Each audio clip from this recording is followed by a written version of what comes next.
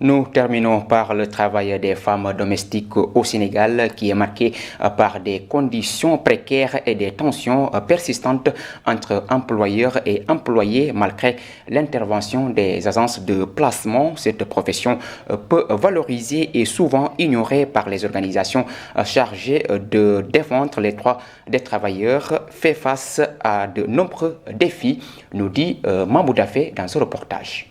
Le marché du travail domestique au Sénégal est de moins en moins tournant. Son ancrage s'accompagne de nombreuses réclamations et protestations. Elles sont nombreuses à abandonner leur poste du fait de leur faible salaire offert par les employeurs.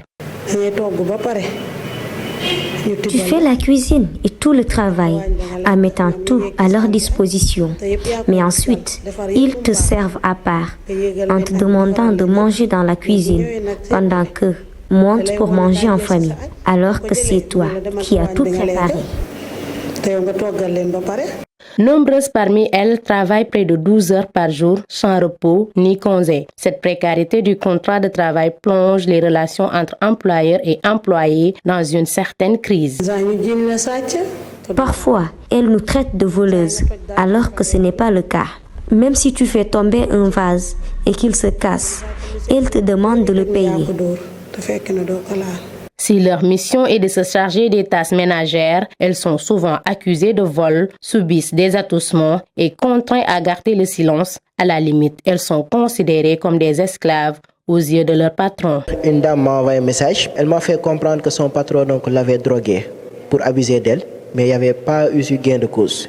Une autre dame personnellement qui travaille à Kermassa m'a dit que chaque fois qu'elle dormait, à partir de 1h du matin, le patron se mettait tout nu, se couchait derrière lui.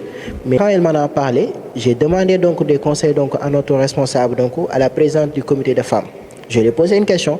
Là, elle m'a dit, dis à cette dame de quitter cette maison pour son intérêt. Et pourtant, la plupart d'entre elles bénéficient du soutien des agences de placement.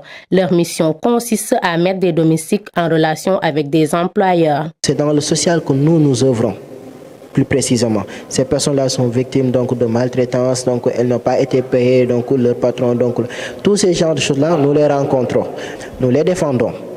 Le défendre ne veut pas dire que voilà, on va taper sur la table avec les patrons. Non, on essaie de trouver un consensus avec les patrons.